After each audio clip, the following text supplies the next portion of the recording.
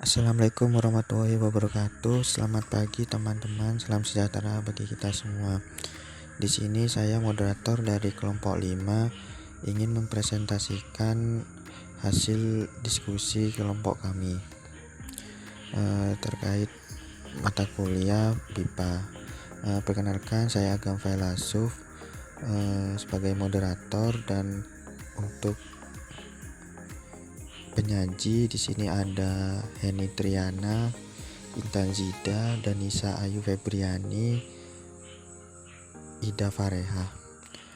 Berikut materi yang akan kami sampaikan.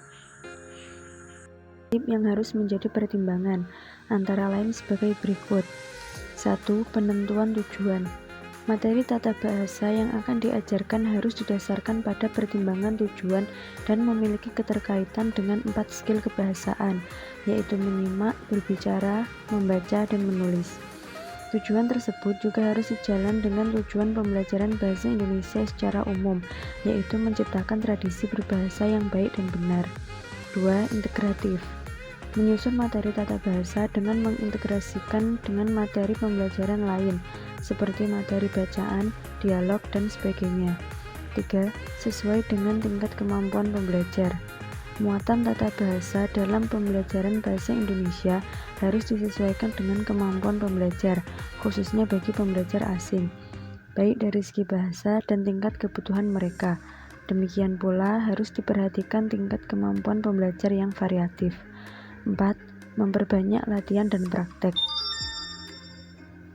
Dalam pembelajaran bahasa, pengajar tidak terbatas pada aspek mendiskusikan contoh pola yang ada dan mentransfer kaidah ke dalam benak pembelajar, namun juga menjelaskan mengenai cara penerapan suatu kata dalam kalimat dan bukan analisis-analisis yang menyimpang dari tujuan pembelajaran yang akan dicapai.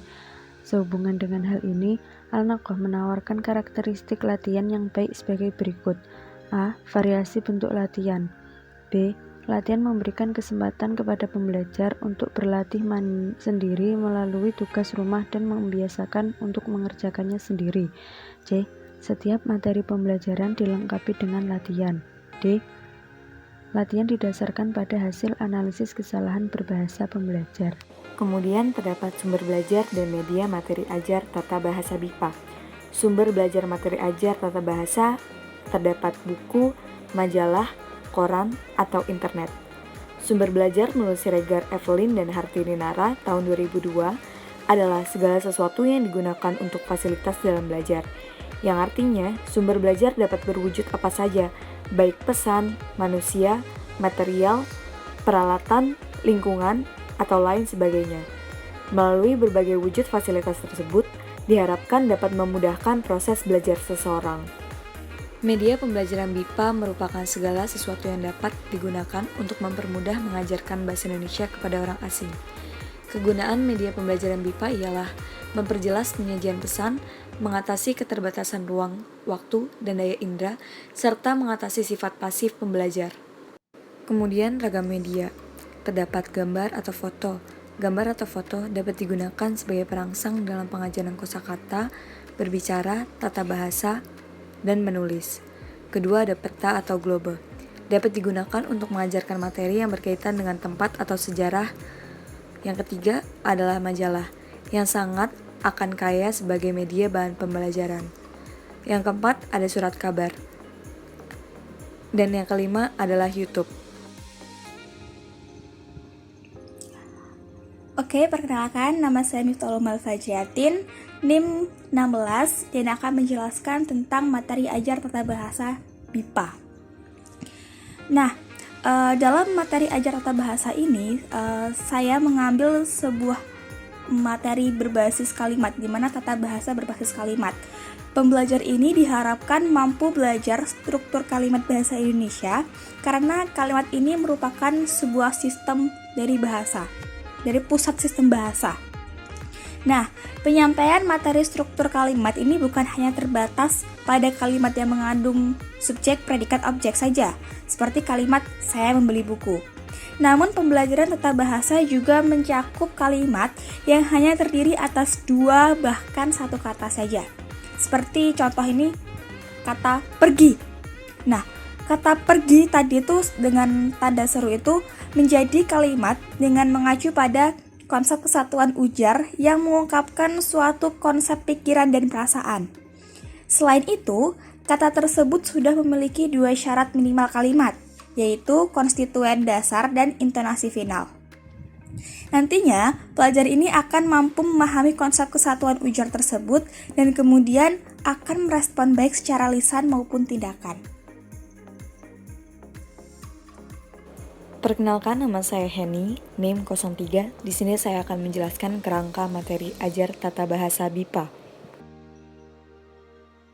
Secara umum, dalam penulisan bahan ajar ada pun hal-hal yang harus diperhatikan, sebagai berikut. Yang pertama adalah aspek isi, merupakan bahan pembelajaran yang disajikan di dalam bahan ajar. Isinya berkaitan dengan materi yang harus spesifik, jelas, akurat, dan mutakhir dari segi penerbitan.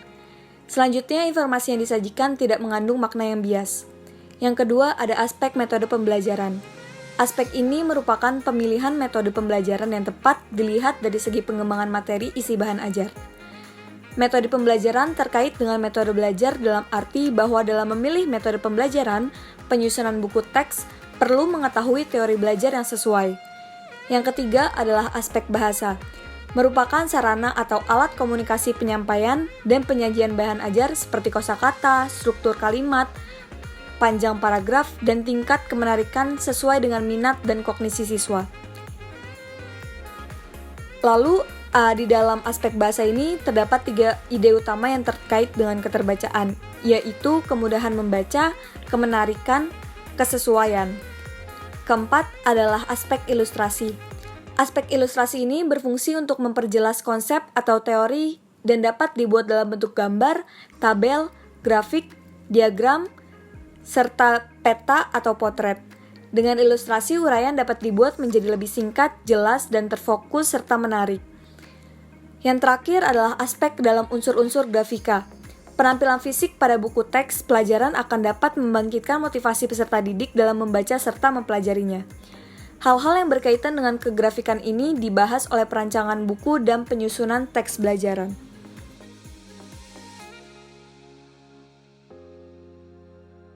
Sekian yang dapat kami jelaskan. Wassalamualaikum warahmatullahi wabarakatuh.